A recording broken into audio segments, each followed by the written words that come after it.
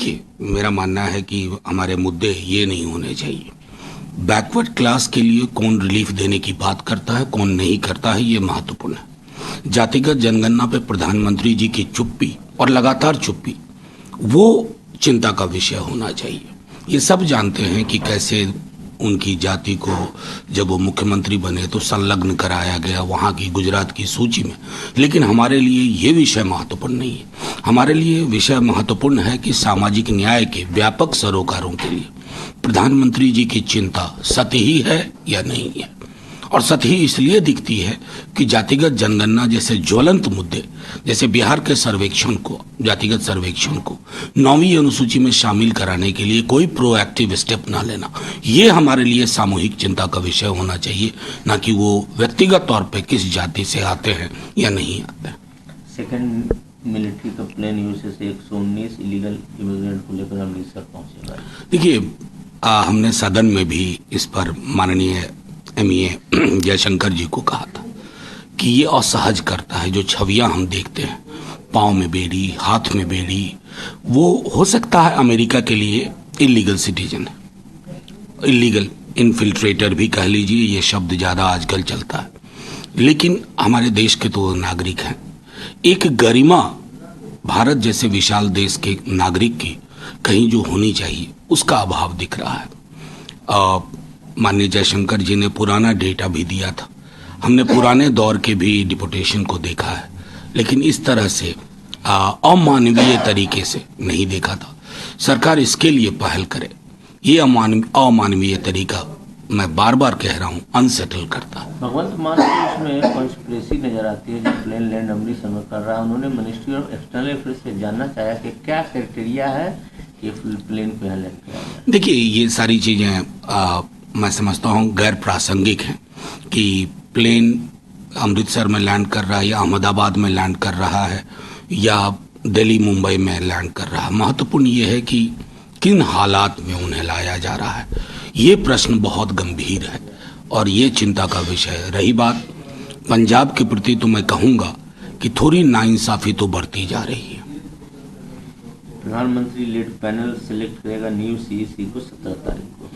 देखिए, इस पैनल के बारे में मैं कहूँ ही क्या, आज तक समझ में नहीं आया कि इसमें से चीफ जस्टिस को हटा देने की वजह क्या थी। मैं समझता हूँ सरकार की अपनी छवि के लिए भी ये उचित नहीं है, क्योंकि ये बिल्कुल एग्जीक्यूटिव ड्रिवन लगता है पैनल।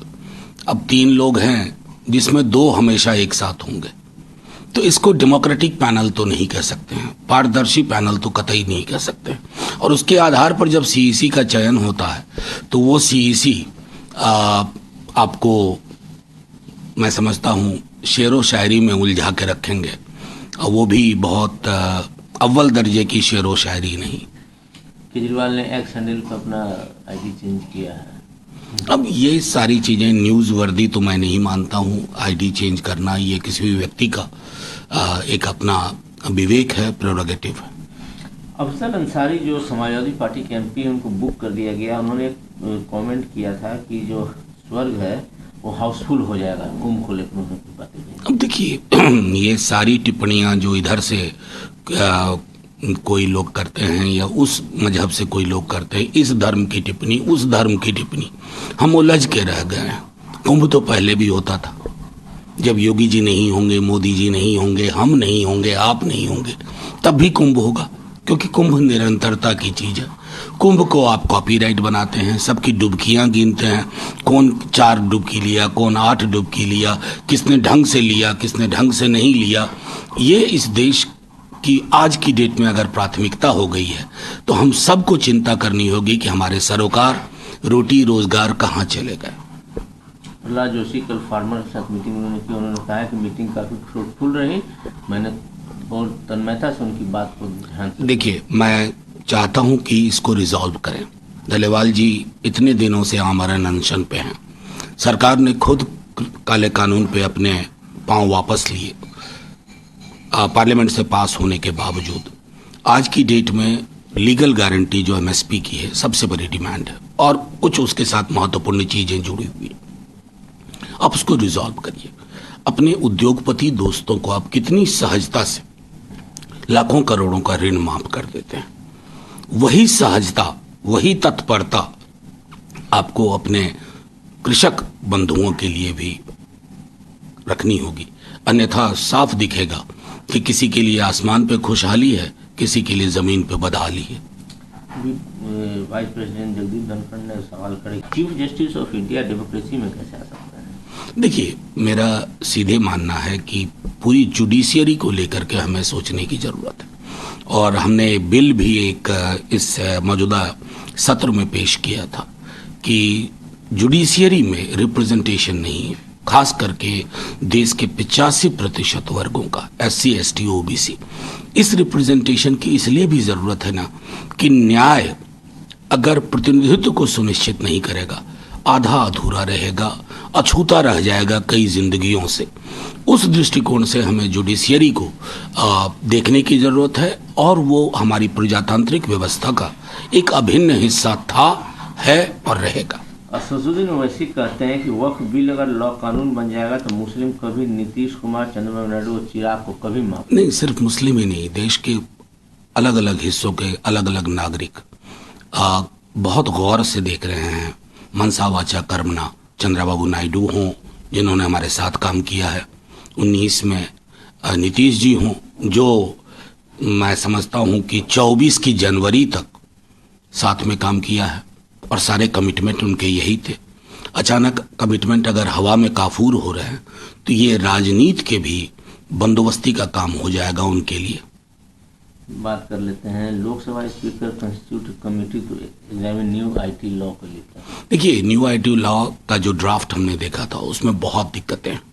इस तरह की दिक्कतें हैं कि आपकी व्यक्तिगत स्वतंत्रता कब पराधीनता में तब्दील हो जाए, इसका सरकारी इस्तेमाल इतना बेजा होने की संभावना है कि ये जो सवाल आप पूछ रहे हैं और मेरा जवाब, आपके सवाल और मेरे जवाब को भी कभी भी घेरे में लाया जा सकता है।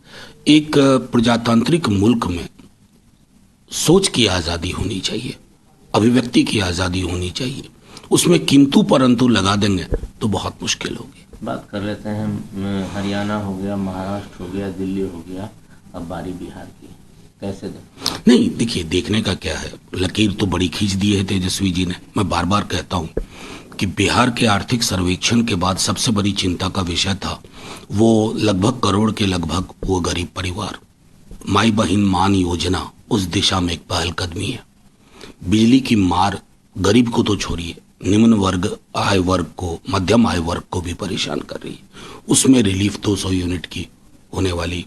तीसरा, गैस सिलेंडर जब आप भी खरीदते होंगे, एक बार दर्द तो होता है, क्योंकि आज से तकरीबन 10 बरस पहले जो चीज 400 रुपए की 450 की थी, आज 1100-1200 रुपए की है। साथ ही साथ युवाओं को लेकर के उनकी दिलचस्पी सबसे ज्यादा है, छात्रों युवाओं को। जब छोटे कार्यकाल में आए तो उन्होंने नौकरी पर कहा सिंगल पॉइंट एजेंडा, मेरा और कुछ नहीं है। अब उस दिशा में कुछ और रिलीफ, नौकरी के अलावा उनको जिस तरह की छात्रों युवाओं को रिलीफ हो सकती है, उस ब्लूप्रिंट पे वो अपनी टीम के साथ काम कर रहे हैं। तो हमने लकीर खींच दी है। अब अशोभनीय, अपमानजनक टिप्पणी राजनीति नहीं होती है। आप उनकी लकीर का जवाब एक बड़ी लकीर से दीजिए, तब मजा आएगा चुनाव का।